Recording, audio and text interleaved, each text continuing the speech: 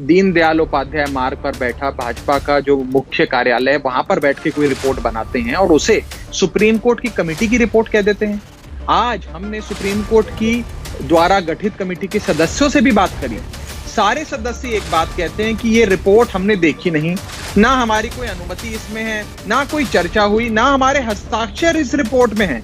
तो ये report supreme court की कमेटी की रिपोर्ट कैसे हो गई? ये तो बीजेपी के द्वारा बनाई गई एक फेक रिपोर्ट है। 5 सदस्यों में से अगर मान लेते हैं इनकी बात की 5 सदस्य हैं, 3 सदस्यों ने इस रिपोर्ट को खारिज कर दिया और कहा ये गलत रिपोर्ट है, इसमें हमारे हस्ताक्षर नहीं है। तो बहुमत तो हमारे साथ है, बहुमत इनके साथ थोड़ी है, रिपोर्ट फर्जी करार हो गई। अगर अरविंद केजरीवाल जी पे आरोप लग रहा है कि उन्होंने पैनिक स्प्रेड किया, उन्होंने लोगों को डरा दिया, तो ये हाईकोर्ट की फटकार है केंद्र सरकार को। ये मैं रिपोर्ट आज आपके चैनल पर लेकर आया हूं। मुझे तो क्या दिल्ली हाईकोर्ट लोगों को डरा रहा था? क्या सुप्रीम कोर्ट जिसने केंद्र सरकार को लताड़ा फटकारा, क्या सुप्रीम कोर्ट लोगों के बीच डर पैदा कर रहा था, पैनिक क्रिएट कर रहा था? और अगर दिल्ली में पर्याप्त मात्रा में ऑक्सीजन थी तो क्या आम आदमी पार्टी के लोग, आम आदमी पार्टी के विधायक, आम आदमी पार्टी के नेता अपने घर में अलमारी में उस ऑक्सीजन को बंद करके बैठे थे?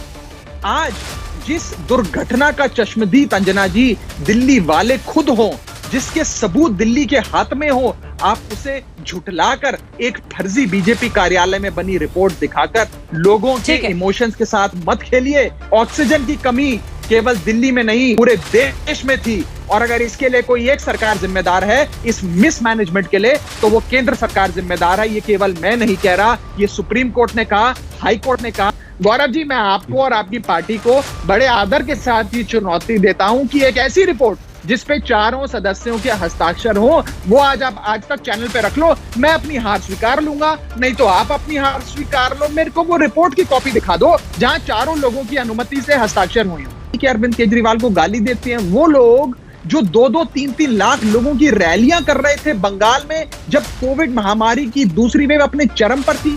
इन लोगों से, इन ऐसी निकम्मे लोगों से हमें सीखने की कोई आवश्यकता नहीं है।